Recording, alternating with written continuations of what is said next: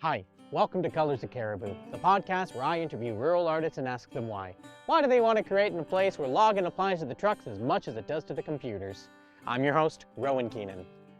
Artists are everywhere, and as we've seen throughout the podcast, they can have a great influence on their community. But we all have to start somewhere. Many of us get a taste for art in the classroom, be it recorder lessons, painting projects, or, like in my own past, theater classes. These experiences can be so beneficial, even if it's not a student's final path in life, inspiring students to challenge themselves in ways that only art can, and to find people that you want to surround yourself with. These are vital lessons that I have cherished, and I can see how these early experiences have set me on the path that I am currently on. These don't just happen though. You need support and you need passion, and our next guest is somebody who does just that. Becky Strickland has been involved with the Williams Lake theater scene in all of its forms. As a drama teacher, she shares her passion with the students and gives them the chance to play in the theater. In the community, Becky herself gets a chance to play on stage, both on and off, and has found her people in the Williams Lake Studio Theater. So, grab a chair, grab a drink, and let's get started. Welcome to Colors of Cariboo, stories of wild creativity. Today's episode was filmed and recorded on the traditional, unceded territory of the Secwepemc peoples, specifically the Twahaukum, or Williams Lake First Nations Band, and the Hatzel, or Soda Creek Band.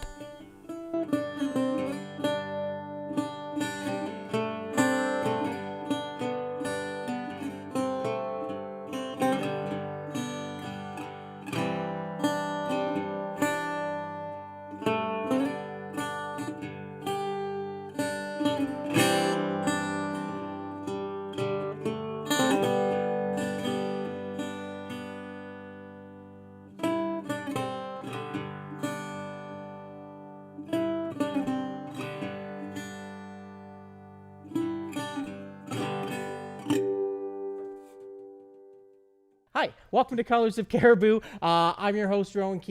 Today we are in the wonderful Williams Lake Studio Theater, and we're interviewing Becky Strickland. Hi, Becky. Hi, Rohan. Hi, welcome to the show. Tell us a little bit about yourself. My name's Becky Strickland. I grew up on the coast of BC in Powell River. I moved to Williams Lake 24 years ago to work as a teacher. I was recently engaged and have pulled him into my life of theater, which is also really important to me. And Williams Lake Studio Theater is like a second family for me. Yeah, that's how we met. We met doing, was it Studio Theater or was it Oliver? I think it was Oliver. I think it was Oliver. Yeah, it was back when I was in grade 6 and like half of the height I was now. Yes, yeah, I remember you as Oliver. And that was, and that would have been close to when you first came here, right? It was my second year. Actually. Oh, yeah. Okay. I'd never done theater until I moved to Williams Lake. Oh, really? Yeah, and a friend of mine and I decided we'd try out for Oliver, so that was the start of everything for me. So you came here from Powell River, and you came here as a teacher, correct? Yeah, I was. I actually came from Nanaimo, where I'd finished my degree, and I was interviewed down there for a job as TTOC, or teacher on call. I moved up in the January after receiving the job, and I subbed in our local school district for those first 6 months, and then I ended up being hired for a full-time job at Maranatha Christian School, where I was for 21 years. Nice. And what was your vocation? What was the main topic that you like to teach? My degrees and my main topics were English and social studies, actually. So other things came a lot later, but that's where I began. And I never actually thought I'd teach high school, but that's where I ended up. So you're in the high school now, and are you still teaching English? Have you moved on to other stuff? I teach English and social studies at our junior high at Kolomnitsa, but I do drama with grade 8s, grade 9s, and our 10 to 12s. I started 3 years ago, and I started in the public district 4 years ago, but 3 years ago I started to rebuild the drama program because it had just kind of fallen the wayside. And so grade 8s I've done since then, grade 9s I did last year, and then my 10 to 12s I've done a show with them last year, and then I have another class with them this year. So my wheelhouse has kind of gotten bigger. I've added in theater, but I do still do English and socials as well. Yeah. So your kind of journey here is you started your journey as you came here for work. You came here as a teacher. You came here, and you didn't actually, and you, as you said, you didn't actually do any theater before that. Like any artistic endeavors or anything? I played an instrument for a while. I played the flute and the piano. I like to paint and draw and stuff like that, but not within the element that's now become a huge part of my life. Oh, and absolutely huge. Yeah. Like because that's how we met. We met in Oliver. We met doing other shows. We've done, we did the show where I met my partner. We did shows after that, and even just like connecting and like conversations and just being able to look at the studio theater stuff. Like, okay, it's like if I open the program, I know there's like a good like 80% chance that your name's going to be in there. Yes, it tends to be. Yeah. And so what was that draw? What kind of brought you into there, and also what kind of made you stay? It was kind of an interest at first, an intrigue when I did Oliver. Let's see if I can do it or not. And going through the process, I worked with a lot of children with Oliver as well, which was huge for me because of my background in education. And I fell in love with being on the stage and realized that working as a team and working together as a group to create something that entertained people was an amazing opportunity. What it led to was me going to the principal of the school I was at the time and saying, hey, can I start a drama club? So we started as I'm like, let me test the waters, see if I can do this. And we had an after school club. At that point, I was still really connected with studio theater, so I learned so much from them to take back into school.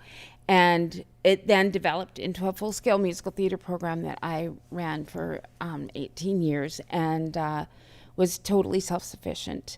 And I think a big part of what kind of kept me going, especially in the education side of it, was the growth I saw in my students. Kids who came into it being really shy, really hesitant to do public speaking. The arts, the drama provided them the opportunity to kind of develop those skills that they then could take into life. And I also saw the love of music, the love of dance, the love of acting come alive in these kids. And all I knew was I wanted to nourish it and guide those kids who probably in a lot of places wouldn't have had like a place, and that's what drama provides. And then between that and being involved with studio theater, it allowed me to engage with people in our public and to develop friendships as adults. And there's just a nurturing side to theater. There's you work as a team, you work together to create something to entertain the public, to give them somewhere to come. And I think Williams Lake has a huge pool of people for it, but also they have a desire to see the arts. We've come back from COVID, which was such a hard time for things like the arts, and people have just come back. And you don't always have that when you have such a time of turmoil. So I think that's a lot of what keeps me here is the growth I see with kids in school. And the neat part of having some of my students from school have come to studio theater. Some of my students from school have gone on into theater. And it can be life-altering, and it can be such a positive environment to be in. And how does that make you feel, feeling that like your program and the work and your own passion and dedication like helps spur that on? And that might be more of a teaching question as well too, as much as it is an artist question. But like that's been a huge part of your life, is ensuring that like other people have the opportunity. It's almost like, you're not just creating theater, you're not just creating art, but you're creating artists. And how does that feel? It's a really cool thing to experience as a person. When I look at students who come onto the stage, the pride I have for them.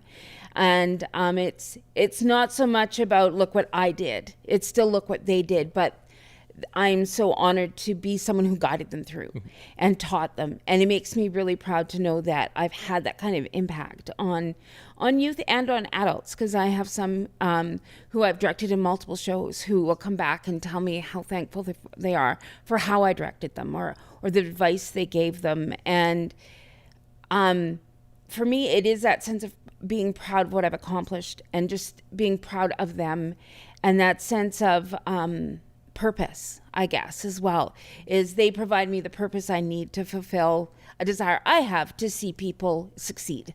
And so, yeah, it's an amazing experience to have that kind of moving forward for sure. Yeah. And a different perspective too.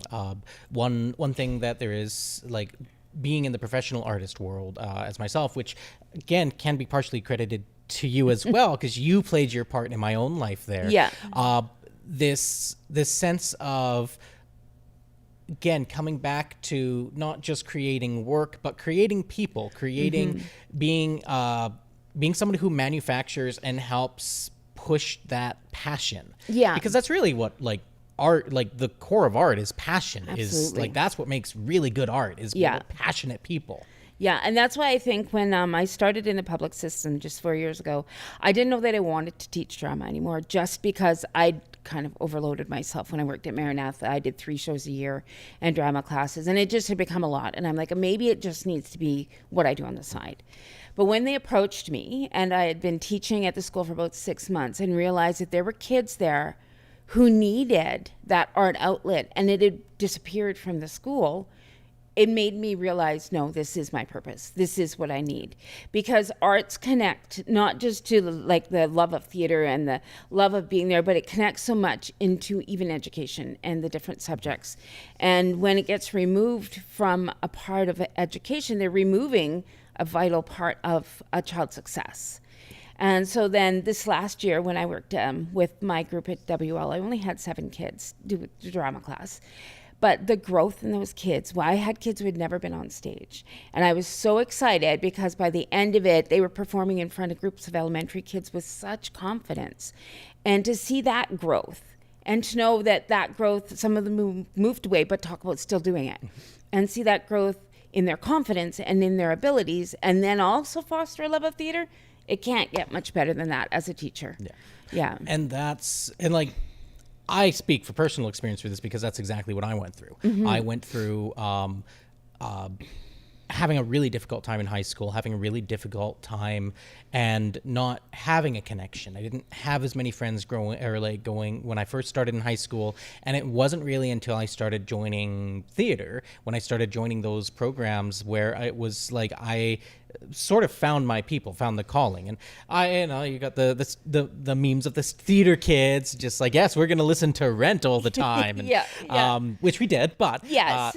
But there really can be such a potent way of finding oneself within the theater, which always kind of felt it feels counterintuitive in some sense, because it's in theater, well, the stereotype is you're being other people. But the one big lesson I learned, especially as my professional career went on, was that it's really difficult to be someone else if you don't actually know who you are. Absolutely, 100%. And I think as much as we be someone else on the stage, our connections with the people in our group come from us being real, come from us allowing ourselves to be vulnerable and allowing ourselves to stretch out of our comfort zone. And if you don't know who you are, you aren't willing to go there, you don't do as well, or you're not as successful in kind of creating the whole picture, right? Because it does all work together. It's your ability on stage comes from your ability with yourself. And as far as like finding your people, I always find you do a show, and because you rehearse so much together, you become like a second family. So I directed Mamma Mia this last year, which was a phenomenal experience for me as a director, because everybody became really close and they worked so well together, and then they were phenomenal on stage. But it was that sense of community that was created that to this day still is there, because we still stay in contact, right? And I mean, like you say, you and I, that was a long time ago that we did Godspell. A couple of years ago. But we still have a connection where we might not see each other for a while, but then it's like we just saw each other yesterday. And I think theater provides that for actors. And I think that's the big difference, especially between like a professional theater setting and like a community theater setting. Participating in both of them, they're both very different worlds, even though they're doing very similar things. And the professional theater setting it's intense. There's wonderful stuff about it, but there can be a sense of disconnection in some ways, because you might not it's like you'll know these people, and you might see them and you might work with them again, but not on the level of community theater, because you're doing shows with the same people all the time, and you're working with these people, and you're establishing that family. Yeah, and you realize the passion that develops too as a group. The passion to be on stage, the passion to be in theater, the passion to share, I think is the other thing. Every actor, once you're up there and you're working, or your director, or mainly the director and the actors, you have something you want to show. And as an actor getting up there and showing your audience what you've worked hard on and immersing them in a new world is what it's about. And when you have audience leaving that have so enjoyed it and are, whether it's a sad story or a happy story or scary, if your audience is leaving enjoying it, we've done something right. And as an actor, you feel that when you're on stage. You can tell when your audience is really truly engaged and loved it. And that's such a vital part. And community theater, I think, is just that next level, because we have that opportunity to work together more often and to develop those friendships a lot easier or a lot better. Well, and it's not even, I would even say it's not even just within the cast or the crew, it's also with the audience, it's also with the town and the surrounding area itself. Absolutely. There are so many people who, when it comes up that a show is coming on, they want to know when it is, or when you put up the new season. Our town has a love of theater. And, it seems like a contradiction, because we are a cowboy town. So people don't connect live theater and cowboys sometimes, but what they don't realize is people are people. Yeah. And this town loves live theater. Last season was a prime example. Cinderella sold out almost all its shows. Mamma Mia sold out all shows 5 weeks before the show opened. Jekyll and Hyde had really good attendances. And these are shows coming off of COVID. But our town is so supportive of live art. And you see the same people coming back again and again and again, because they just love the passion that's coming from the stage, and they can engage in it so well.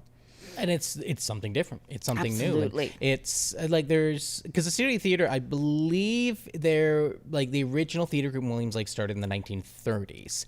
And then I think the studio theater itself came on a little bit after that. Yeah, I believe so. We're celebrating our 70th season this year.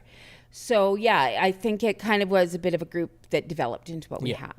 And I'm not sure how long we've been in this building, but there was a couple places before as well.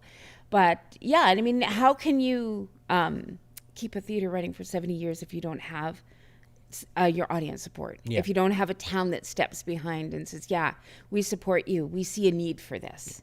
And even school related, talking to parents who are like, thank you, we needed this, we need this. And in Maranatha, when we would do our big shows, and then parents would come multiple times because they saw the growth in their kids, but they just loved the option to be able to come and see live theater. And I was always surprised when I worked in Maranatha. We were a small private school, but we became really well known, my group did. And we would have people who don't even have any connection with the school or the kids who would come to the show, and they would come year after year after year because of the love of theater. Yeah. It does. Yeah. As you said, it speaks volumes to the town, and it speaks, I wonder if there is a difference between somebody wanting to become a member of the theater group, the member of this local community, versus somebody who wants to pursue it as a profession, versus somebody who wants to make a living off of it. Do you think that there is a bit of, like, there can be a bit of a difference there, especially in perceptions of like the town, or like the town and the community as a whole? Yeah, I think in some ways there are. It's as you yourself know, and I have had other students, it's difficult. You go through with that passion in educating yourself in theater, but it's so difficult to actually get into it. And I think sometimes everybody thinks, oh, well, it's just, you just go and do stuff and you'll be in the theater. And the opportunity as a professional is a lot more limited. And I don't know that everybody knows that, because they come to our theater and we're like, here, come on, anybody, come and be part of it. And so there's that perception that it's always welcoming and that everybody can be there and everybody can do it. And I don't think it's a false sense that we're creating, but at the same time, it is very different from the cutthroat world of live theater. I think not everybody gets that. They just think it's a hop, skip, and a jump kind of thing. And it's not.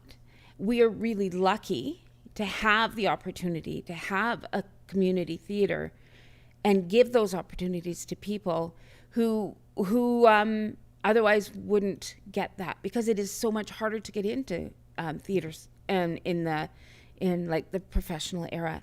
But I don't think our public totally gets that. I think they kind of get, oh, you're an actor, so you must be able to go and do this. You're like, no, actually, we're just really lucky we can do what we do, and we do shows that include other people, and we don't stay. One of the reasons I think studio theater has been so successful is we don't keep with one small group.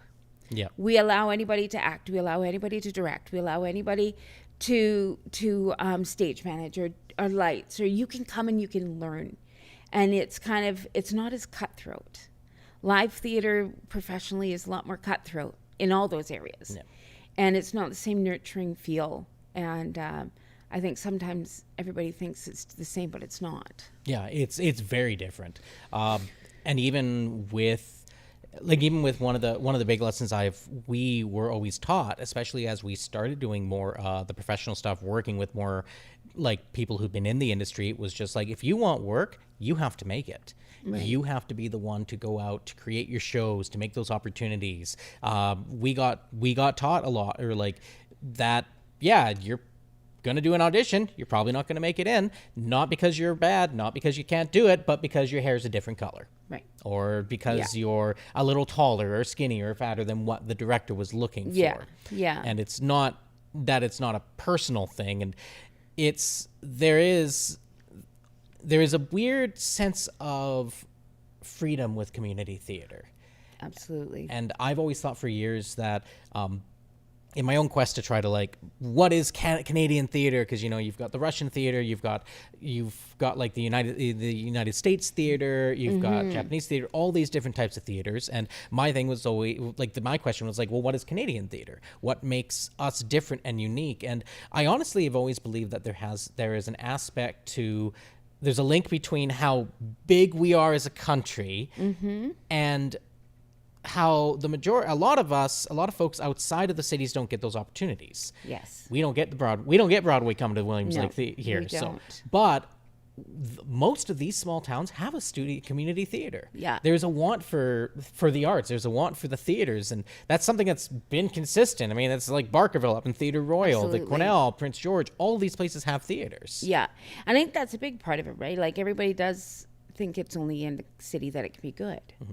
And what they don't realize is that a lot of these smaller communities have some extremely talented people who aren't going to get that opportunity to move forward and do something professionally or anything. But our community theaters in our town, in our city, in our country, provide those opportunities for the people who are like the what if, the dreamers who are always wanted to, but no, they can't, or don't think they can. And I think theater is a huge part of life without us realizing it sometimes. You look at the people who are connected to, or who are drawn to TV shows and drawn to movies those are all forms of entertainment. This is just taking it and putting it live and adding that extra element. And people love to be entertained. And I think small communities who, we're close to Vancouver. We're 6 hours away. I used to take kids down to see shows all the time, but it's still not close in a lot of ways. And I think the smaller communities have come to realize that, hey, we love theater just as much as anybody, but if we want it, we have to create it ourselves. Yeah. Much like you're saying when you were doing the professional stuff. You have to make it yourself sometimes. And these communities have figured it out. Yeah, and they've done it in different ways too. Like there's Absolutely. been like so many different types of shows, so many different types of mediums. There's the provincial festivals as well too, which how many provincial festivals have you gone to since you've been here? I couldn't tell you, 5, maybe 6. I've gone in multiple capacities. Yeah. So I've gone as director, I've gone as an actor, I've gone as props, I've gone as stage manager. I think those are my main areas. But that in itself is a phenomenal experience to actually get to have someone give you feedback into what you're doing and also allow you to see shows from all these other small communities that are there. And it's such a cool experience. It's something that like just makes you almost feel that next level, right? We're like, okay, we're community theater, but guess what? Now we're provincial community theater, and we're taking it that next level, and we're showing off to others, or showing our show to others outside of our own community and getting more response. Yeah. And I mean, at the end of the day, you're still doing the same thing as any professional theater, any professional actor in the business. Is like, you're entertaining people, you're providing a show, you're telling a story, you're creating a communication. You might not be making money off of it, or as much money as as actors do. But there's something to be said even in that, because then if you're involved because it's like it's about the community as well. It's about the passion. It's the sacrifices that you make for this. The fact that, like, you're not getting paid for this, but you're here. You could be here 5 days a week doing rehearsals for a couple hours every night. You could be like, the sets are all built by volunteers and people who work here, not because they are getting paid, but because they have a passion to see something and to be a part of something too. And I think even moving on to professional theater like yourself, it is still about the entertaining and the passion. You just hope that this could be your life goal, your life career, and use it. But it's, like you say, it's so hard because so many doors close, and community theater has that opportunity to keep the doors open.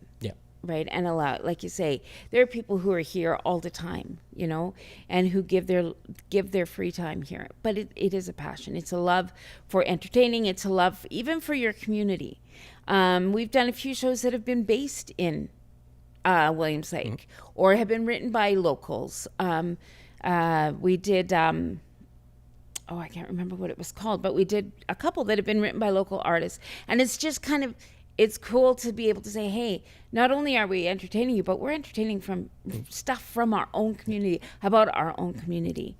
And we've been in, the idea of pairing sometimes with the Big Stampede, right? We've done improv shows and stuff. It's the idea that you can have a stampede that's cowboys and rough and tumble and live theater side by side, and people will go to both. Totally controversial opinion here, but cowboys are just actors on horseback.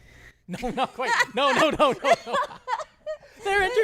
Rodeos, they're entertaining. Entertainers. They have clowns. They're trying to make you laugh. They're trying to get an emotional response from you. So, like, hot take, rodeos are theater. So, if you like rodeo, you'll like theater. You're being entertained all the way around, Exactly. I guess. Though probably a little bit more beer allowed in the beer gardens than in the studio theater. Yeah. Unless we have our wine nights, but that's not very that often. is true. Yeah. So let's touch about a little bit about your own personal endeavors in the theater, like what you yourself have done because you're a choreographer, you're a director, you're an actor, you do I believe you've done costume. I'm just assuming you've done everything in here. The only thing I haven't done, because it scares me, is lights. Because I'm like, I don't want to be the one to leave everybody in the dark. But besides that, I have done all the other areas. It will be one I get to. I think my favorite roles, I love just being here, period. But I really enjoy acting. I really enjoy directing, and I really enjoy stage managing. They all have really different perspectives of what life in the theater is like. Directing, I've directed, I think I'm at 5 or 6 here. I love theater or art that is time period set. So I've done a lot of, I've done Sense and Sensibility. I did The Importance of Being Earnest. I did Little Women. So I like classics in what I direct. Annie was another one of my ones I directed. Because it takes you back to an era that a lot of people have romanticized. And so I love bringing, my other part, being an English major, is bringing that literature to life. And people who don't read a lot of Jane Austen or don't read a lot of Oscar Wilde or anything like that, and all of a sudden you're making it easy to understand. You're bringing that story to life, and that's what theater gives us, that opportunity. So directing, when I did Mamma Mia just this last season, I had probably half my cast were brand new to the stage, And it was the greatest experience as a director, because you got to work with these people and help them see their ability and to see their growth as we went through. I'm actually stage managing our next show, Gatsby. I love the bustle of backstage when you're stage managing. That person who needs to keep everything working.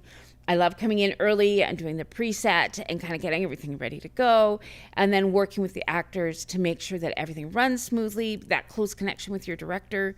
And a good friend of mine, Stacey, is directing it. So there's that connection as you go into it and you prepare for the show. Acting is just a whole nother level, as you know. Being on stage, I love playing parts that are different from me. My most recent one was I played in Age of Arousal, which was a play about suffragettes. And her strength and just the way the character was quite different from who I am. So it allowed me to really stretch, and because she fought for the suffragettes. The character went to prison. She did speeches. And these are things that, like, I'm a strong person, but I don't know that I could do that. But it allowed me to experience what it probably was like, in that you create that within yourself in doing all the research and everything. I think I've been with studio theater, I think it's probably about 18, 19 years now. Oh, no, it's probably longer than that, actually, 21 years. I've also been on the executive board. I'm actually on the executive board as vice president right now. Oh, okay. And that has been an interesting side of things as well, seeing the business side of theater, and how it's just as vital as those of us on stage or those of us doing shows, because they keep all the finances straight. They keep our funding. They make sure all policies are in place, and all that business side that not everybody likes to do. They'd rather be doing the arty stuff, so we kind of balance. But you can't have one without the other. Exactly. I've made a lot of really close friends through studio theater. I've grown myself a huge amount as director, as actor, as all the different things I've done. I've been able to take a lot of skills here back to my teaching drama. Things like I've done makeup and hair and stuff like that. So makeup in theater is so different. It's such a different techniques. But I've been able to take it back and teach my students and teach moms who came in and helped how to do it. I always say studio theater is my second home. If you can't find me at home, I'm usually here doing something. Like you said, I'm in a lot of programs because I love getting involved and being part of the community, and it's another world, and people don't always understand that, but it's, you grow and you change together. And I love that I can walk through the lobby and kind of go, oh, I did that one, and oh, I did that one, with all our posters of all our different shows. And realize that the one season I'm like, oh, I'm in all of the shows from the season in some way or another. But it's like, there's nowhere else I'd rather be in my free time than here, than working with people here and encouraging people and growing myself, because I've grown huge leaps and bounds from being here in the theater. Yeah, it's that, as you're describing it, it's feeling very much like a love affair. It's very much of, you're growing together, you're experiencing things together, you're doing things. Maybe family was a better way to say it. No, I think you're right, because it's also, sometimes you hate it. Yes. Tech days, the day that you're here from 10 in the morning till 9 at night, because you have to go through all your cues and lighting and sound, and then you have to run a rehearsal as well. But at the same time, it's great. You end and you're like, oh, that was fun. And I think you're right, though. I think a love affair is actually a really good analogy for it, because it's a different kind of passion than having for a family. That is true. That is right? true. It is deep. It is absolutely, and it's a choice. Yes, it's like family. Like you can't choose your family, no. but you choose your partners, you choose your friends, and that's a very similar. Oh, somewhat. Sometimes I do feel it's like, no, I have no choice. I have to do this. I have to be an artist. I have to do this kind of thing. But the way you do it, the vocation, the way that you express that and tell your own story, that's your choice. And yes, the choice you're making to be a part of the theater it's a choice. Yeah, it totally is. And the choice of how much time you put into it, right? Yes. And just to be here 4 nights a week and then come another 2 to do your sets. And it is definitely a commitment. And once you're in, like you say to a show and you've committed, I know myself, I don't like to back out. Yeah. I've made this commitment. This is what I'm going to do because I'm supporting everybody. And we have a community expecting something from us at the end, right? It's very, very give and take. Yes. So like you give yourself up over there, but you also take from other people, because it's like, hey, remember when I did lighting for you? Well, guess what? I need you're coming on to my show. I need you on here. Exactly. Or, I mean, you probably are a little bit more politer than that. Yeah. Well, sometimes. Yeah. Yeah. Well, and that's the thing, right? Because it is that everyone shares that passion. Usually all you have to say is, so I'm going to do a show. Want to be a stage manager? Yep. Right. And especially like, the people you've worked with a lot, it's like a no-brainer, right? Of course I'll help you out. Or someone who's new who wants guidance, or I've been approached about like mentoring as someone who wants to direct. To be able to take that, what I have learned because of directors like here, Biddy Jones, one of our original members, taught me so much. Now I'm able to go, here, let me give to you what I learned from here, from my past that came from a member of our theater. And so like there's a community within a community. And it's vital to its success that we continue that, and that we do work together, and that we share and share with our public, because without our audiences coming, there's no point. Yeah. Right? That's always been like the question of like, okay, what is art even if you don't have an audience, or is it still there, or is it not? Or is the act of sharing, is that part of the process? I think it is. I think it's a huge part of it, because you can put together a great show, you can run it with nobody sitting out here, know you've had a good night, but there's always something missing. Yeah. And I think it is the fact that giving is a huge part of what you've done. You want to go, look what I've created, and I want to share with you. I want you to see what we've done. And if you don't have that, it just doesn't feel fulfilling. And it's like that idea of audiences who come to shows. Some nights they're really quiet and you feel like they're not enjoying it, but they really are. They're just quiet. And then you have those boisterous audiences who and the really loud and boisterous and letting you know that things are good, you pull energy from them, and it just makes your show even better. And those quiet audiences, you work twice as hard to pull energy from them, and it makes a great show even though you don't realize it. That audience energy and feedback is vital to it actually being a fully kind of rounded show. I'm all of a sudden getting hit with this might be a very weird analogy for it, but this kind of links a bit more the community with the theater itself. The way you're describing it there it is that give and take, but it is part of the reason that it's a give and take is that the theater itself is a live thing. The show itself is alive. It's different than a movie. It's different from a film. And as you mentioned earlier, this is a community full of cowboys. This is a community full of ranchers and farmers and people who are used to looking after living creatures. Yes. People who have a deeper connection with life. And then you've also got all the First Nations communities around here too, with like, and that like connection with the land, that connection with life. And that's kind of why I think theater gets hit all the time. Theater gets kicked out all of the time. Yeah. But it never truly dies. It's always there, even after COVID, even after all like slashes and cuts to funding and everything. I agree. It's actually a really good analogy to think of that's probably a big part of why we are successful in our cowboy community, is because these are people who are used to having to nurture in some way. And as an audience, you do nurture the people on the stage and the people who are working behind the stage.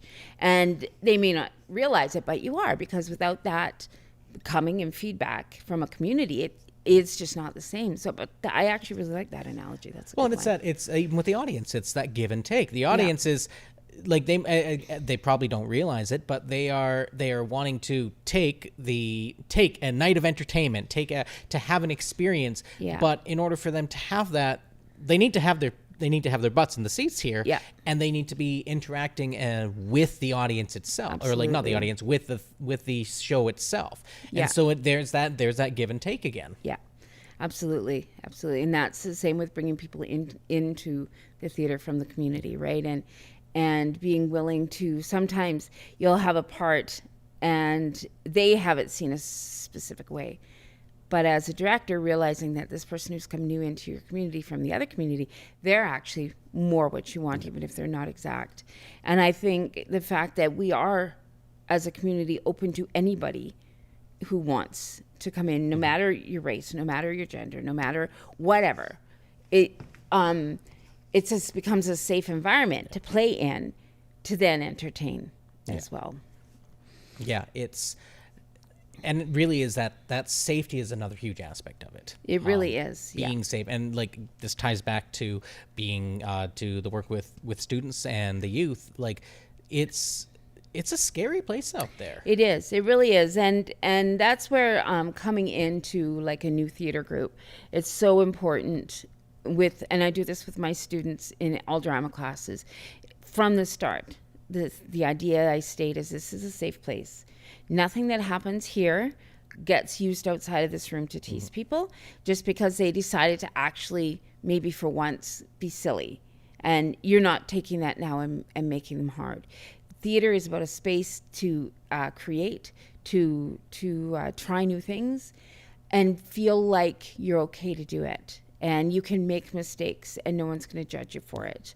And I think that's one reason why theater at schools draws the kids that it does, because they're often kids who struggle with the social side of things.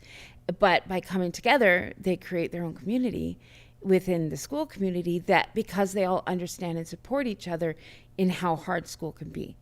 And you get those who maybe aren't that way, but I think the majority of them are. Yeah. And when I was asked to start again, that was my big thing, is I'd been teaching some classes, and I'm like, there are kids here who need a safe place. They need a safety net, and drama can provide that. And that's why I said yes, because without safety in theater, you wouldn't have half of what you do. There's so many times people take risks. And not like physical risks, emotional, mental, like just stepping out and going, okay, I'm going to try this. I don't know how good I'm going to be. But if your team is supportive around you, you're like, oh, okay, I wasn't great, but I could try. And it is school. It's a vital place, too, to have those environments where kids can feel they can come and even at lunchtime, come hang out in the drama room, because it's the place that they feel everybody understands them. Yeah. Right? Understands who they are or where they're coming from. And I think that's always been that's why you get such a variety and uniqueness and almost the same type of folks within the arts. Yes. Especially, and like, again, this is the difference between like being in a professional setting and being in a community setting, is that like, it's an active choice that you're making to be here. Yes. And like, it's always an active choice as being a professional, but there's, I don't know, being paid for it hits a little bit differently. Absolutely. Yeah, I agree. Because it's like, because that's your job. You're getting paid for it. It's fun. It's whatever you make out of it. But if you're working with the community, even if you're in school, you still have your school work to do. You still have, it's like if you're older, you've got those stupid adult things called jobs that you have to do, and I don't know, get rid of those. And, yeah. But it's that choice and that active choice. Exactly. And I think that's the key to it for sure. The success of theater is the active choice to be involved. Yeah. I mean, this theater only runs the way it does because of volunteers. Yeah. Everything is volunteer. No one in this society gets paid to do what we do. Not our treasurer, not our president, not any of our members. We're here because we have a passion or a love for it and want to grow within it. Yeah, and that shows. It shows in the work. It shows and it shows in the community involvement as well too. Yeah. And that's what makes it so folks are willing to come here and be like, yeah, this is our theater. We have a bunch of passionate people here, and that passion leaks out. And even if the show is not like, it's not going to be the quality you would expect from Broadway, but a bunch of Broadway shows aren't even Broadway quality anymore right. too. So, but it's this, you still like. You can still look past a bunch of the other stuff that might not be as polished, because that passion is there. That's right. That's right. People are just that much more forgiving, right? Yeah. And you still aim for that top quality and hope it's going to get there. If it doesn't quite make it, Are you passionate about it? You're going to bring that character alive on stage, and that's great. I mean, half the fun of live theater, I like to go more than one night to see a show because it's different every night. There's always little things that always change. And we're unplanned, or we're planned but missed out last time, or whatever. Or you finally you've been struggling with something in a show and you've done the rehearsal process, and then like the second night you finally get it, and then you change everything afterwards. It clicks. You're like, Yeah. oh, that's what I was supposed to be thinking. Yeah, which is okay as long as you don't change your blocking or mess everybody else Exactly. up. Exactly. Yeah, totally. Yeah.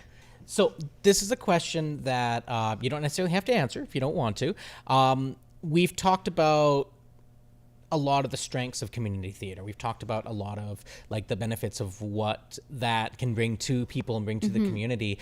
But I'm kind of curious if you've noticed like the opposite. What are some of the weaknesses that community theater can have with not only as being a part of its community or like its people, but like the community as a large, and the actors and the crew and the backstage and everybody else? I mean, you do sometimes run into those people who become a little too self-centered within it, and think that if they audition, they should automatically get a role. So you do kind of get personalities that way sometimes. I mean, with any big group, you always have things like personality clashes where there is some tension in that way. Sometimes you don't get, like, say, set building, prime example. Usually rely on people to come and help. It is all done in volunteers. And sometimes people just don't come out to sport because it's not an on-stage job. Or I don't know if they don't see as great a value in it. I'm not sure. I mean, sometimes we've had where, you have massive number of people come out and are able to help. And sometimes it depends who's involved in a show. Yeah. So it can get that way sometimes. You have to, I think, finding a balance sometimes in the types of shows you show as well. You can become too focused on the money end of it. With something we really kind of try and do is balance our bigger shows with ones that are a little more artsy, or a little more small, not as well known, but that you can kind of fall in that trap of, if we do all the big shows, partly because it's what draws your crowd. Yeah. Some content sometimes is hard for, say, the public to accept. You will have people who will come and leave because they're not happy with what we've chosen to put on the stage.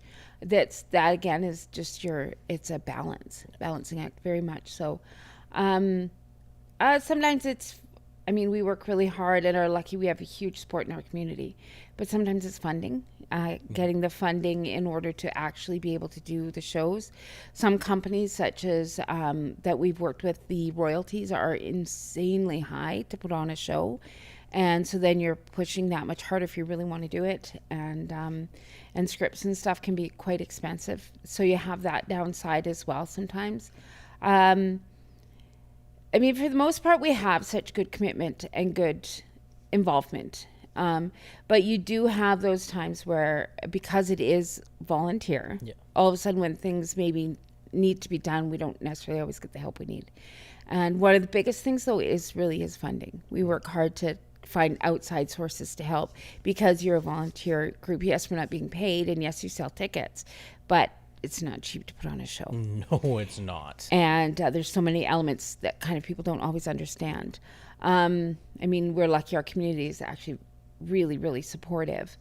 Sometimes even your community's expectations of what something is going to be can be very different from what they actually are, which can create some conflict in that way. I guess that's kind of... So a lot more just like, sounds like a lot of general art problems, like the problems with like being an artist or like running an art group in any kind of setting. I think it is. It's funny because it's one of the ones that is so beneficial in areas like education is the arts, but it's so underfunded compared to a lot of other areas of recreation. in some ways, I think that's what drives artists even more, is that, yes, I'm not getting paid for it, but I want people to see. Yeah. I want people to know why but there should be funding for it. Or there should be more support. There's kind of this feeling of like, hey, we know that artists will get done. They'll do it. They'll find a way to do that. So we don't need to give them funding. And it's like, but we kind of still need to. Yeah. It's like we need to paint the set. Paint's not cheap. We Yeah. need to get scripts. Royalty is a big one too. Yeah, so. and costuming, and Oh, like yeah. if you don't kind of get involved from it when a show from beginning to end, you don't totally get it. Yeah. You know, that was one of the big ones for my fiance. He got involved with Mamma Mia with me and was set building and stuff, but he saw a process beginning to end. And he's like, so much work goes into this and so many elements are involved in this. It gave him a greater appreciation for what we do. And the everyday community doesn't get that opportunity to kind of see all the work that goes into it. And yes, they appreciate your work. They totally do, but not to the level that someone who has seen it from start to finish. Or somebody who's been involved in the theater world. Exactly. Like they might not be involved in this show, but they can understand They like, know. yeah, the amount of work that went into Exactly. there. It's always just art is always just a struggle, and it sucks that it's just a struggle. It is. It really is, you know, and because there are so many benefits, and it's just such a great outlet, right? But I mean, artists have struggled since the beginning of time with art, right? Like you look back at your famous artists who didn't really get known until they were dead. Yep. You know, and you're just like, oh, why didn't you recognize these people? But I don't know, there's something with the world with artists, like you say, they figure, oh, they'll just get it done anyway. Yeah. And we'll survive and we'll do it. And I wished one of the side effects of COVID, which maybe it's like, you know, trying to find a silver lining, was that people had more of appreciation for that kind of work. And I think it had happened, and it might be sliding back into it. And I think there's a ton of different like social, political, and economic reasons why people do the things they do. Absolutely. But it's still feels a little unsettling, and maybe it's not. And maybe part of it is just that they aren't expressing it. They don't express it in the way. They might understand it, but they don't. They just have that assumption of like, oh well, I assume that you know that I know. Yeah, exactly. Yeah, because we tend to be that way, right? People tend to be that way. Make the assumption. Yeah. So, I've got 3 questions I ask everybody on the podcast. The first question that I ask everyone is, if you could spend a week with anyone in the world, past or present or future, who would it be and why? Within the world of theater? In the world in general, anybody. In the world in general. Oh, that's a really good question.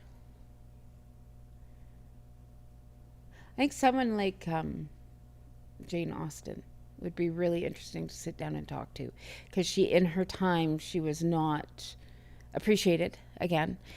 She also was very much a step out of her time. What she wrote looked at society and kind of poked fun in some ways at the way standards were. And I would love to just sit with her and talk about her views of the world and what she sees that were kind of benefits and stuff. And also just to talk about her writing, because she was such a phenomenal writer. And she spoke through her words so well. So I think probably Jane Austen would be one. It's a fantastic example, a fantastic thing. I can't remember what I was going to say, but it was going to be deep and insightful. It was going to try to be deep and insightful. So, well, you could try. All right. So the question number 2: what is your favorite compliment that you have ever received? I think it would be that when a student's come back to me and said, "Thanks to you, I was able to," whether it's thanks to you, I was able to accomplish a goal, or thanks to what you taught me, I'm a better person. I think those are the biggest compliments I've had. When it's not about necessarily me as a person, but it's about what I've done for someone else, is pretty valuable. And yeah, incredibly valuable. I think back on some of the teachers and some of the mentors that I've had in the past, and if I met them today, it'd be probably saying very much similar things. And I think I hope that everybody has somebody like that in their life. So do I. And So do I. It makes me really happy that you are that person to so many people. My partner still talks about her experiences with you because she went through the programs with you. Yeah. She still talks about all of that stuff. And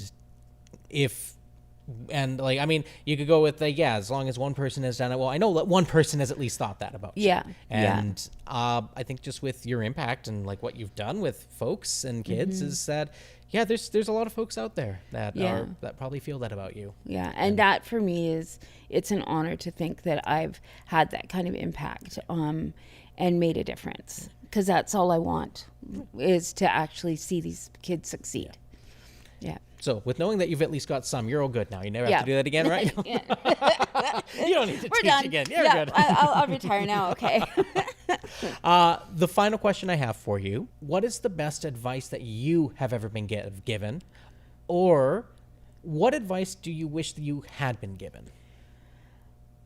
I think, kind of from the point of wish I had been given, was to try to no, that's not the right words.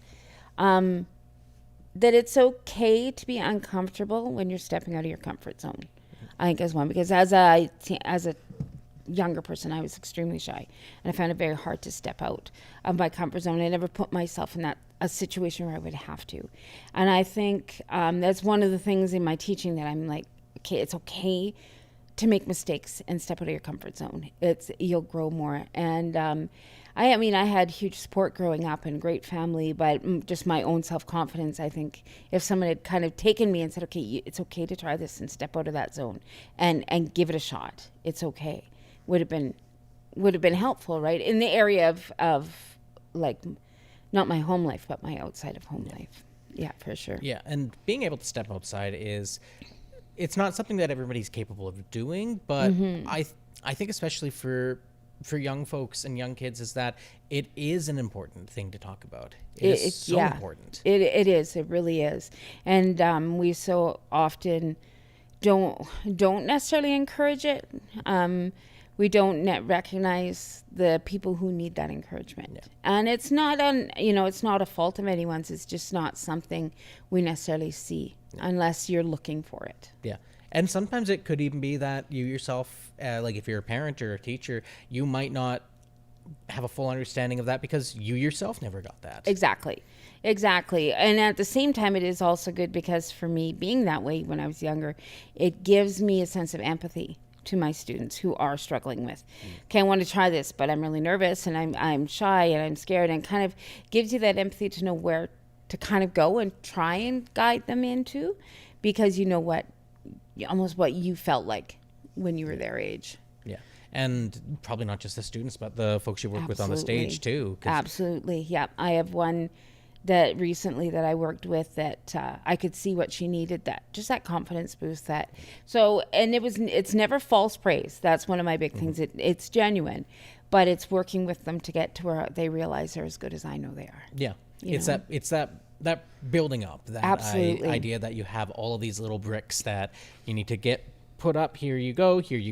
Exactly. And you can't just like say, oh yeah, you're so perfect, you're so good, you're so this, because that's not necessarily going to get to the point. No, exactly. And it doesn't give them the guidance and help they need, right? You're giving them a false sense of security. Then the next person comes along and kicks that pile of bricks down because it's so loose. Yeah.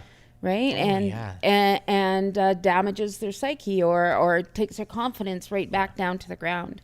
Right. But yeah, the bricks is a good analogy, because it's like if you build that strong foundation with them of guidance and help and support, and that foundation becomes a lot stronger. Which is, I'm reflecting back on some of the concepts that I went through in some of my parts of my schooling, where we did end up having a discussion about how in some ways the program that I went through was almost deconstructing us so they could build us back up. Okay. And I know since I've gone through that program, and since I'm still very good friends with some of the people I went to that program with, we've actually had those conversations afterwards of just like, I don't think that was a good thing. I don't think that was necessarily a healthy, valuable thing for people in their 20s to go through. No, I don't think so either. I don't think there's any reason to kind of rip someone apart and to build them back up. I think you just look where they're at and you continue their build. Right, and continue a strong foundation, because it's a negative experience and you walk away from it. They're like, oh yeah, we got you, so you're good actor and stuff, but if you still internally are now feeling like, well, do I question what I have because of the way they treated me? It's not success. It's as a mentor, as a teacher, that's not success. The success is them, maybe they're not as strong as they could be yet. But you, as a teacher, the success is that you've laid that start, right? As a director, the success, you've laid that start. Yeah, and I think even in that experience, I don't know how much of that was our interpretation, or if it was like a certain professor, if it was a certain person like that. But even then, that's probably one of the really good things about the community, working together, because you are doing so much building. You are making sure to be like, we want you to succeed. We don't need you to be cutthroat, which sometimes I kind of felt that needed to happen a little bit. So that was what we thought about, was in that particular realm of theater. But you don't need to be cutthroat here unless you're doing like, I don't know, Hook or something like that. Right? Or Sweeney Todd. Yes, Sweeney Todd. It's definitely not about that. It's definitely not about that. It's about working together, supporting and loving. And it's a family. It's Absolutely. a lover. It's a community. It's that wonderful kind of stuff. Yes. Yeah. So we've mentioned a little bit here or there, but what projects are you working on, or what projects do you kind of have getting ready to go in the oven there? Currently, I'm assistant stage managing Sweeney Todd at Studio Theatre, while also stage managing Gatsby. So Sweeney goes on November, Gatsby doesn't go on to March, so it gives me a little bit of time. And I am teaching drama in school, and in the spring I start with my 10 to 12s, and we will look at doing a production. They're small scale right now. We're just kind of trying to work them back into it. So I'll do what I did last year, which was we put together a show and then had elementary schools from our community again come, because how do you grow? You open it up to the younger and you bring them in. So we'll probably do that again. In the next couple of years, I do have a few things I wouldn't mind looking to direct again. I'm looking at ones like Emma by Jane Austen. Midsummer Night's Dream is another one I've always wanted to direct. Peter Pan is another one that's kind of... So I've got these trickling in my mind about things to do here in the future. I'd really love to get back on stage. I was going to audition for Sweeney Todd, but timing just wasn't great. I got back on stage 2 years ago now, and it was just... You get up there and it's just different. I'm also currently the vice president of our studio theater, so I'm involved in that way and kind of trying to get some more new programs started and kicking off. We're just kind of starting with our new executive tomorrow. So yeah, that's kind of my life. Funnily enough, is a lot of theater, and my job. That's kind of what life revolves around. But so right now it's Gatsby and Sweeney Todd, and we'll kind of go from there. We have a 70th anniversary celebration we want to have for the theater, so I'll be involved in helping plan that as well. And so it's kind of in the next year. That's kind of where or the next season. It's not even the year, right? It's the theater season. And I think I heard like wedding bells or something going on too. I got engaged this past summer in a hot air balloon. Oh, in the hot air balloon. Balloon. We were on a hot air balloon ride, so that was pretty darn awesome. So yeah, in July of next year, we'll be getting married and wonderful. Having a pirate-themed wedding, and because being theatrical and all, you got to make it good. Oh yes.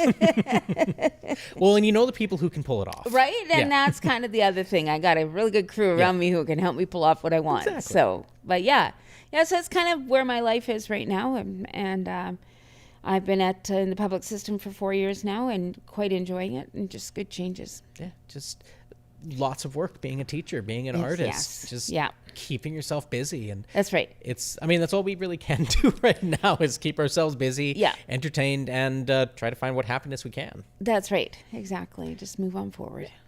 So I think that's everything that I have to ask for so far, because we only have so much time that we can talk, despite the fact that we could keep going on.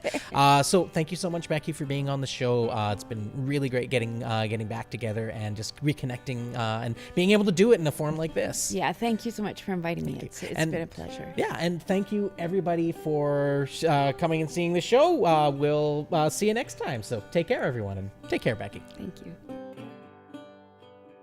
Well, folks, there's another episode cut and wrapped for you. Becky has such wisdom regarding theater and art education, and it was wonderful to interview her at the Williams Lake Studio Theater, the place where the two of us had spent so much time together in the past. Thanks for watching, and we'll see you next episode.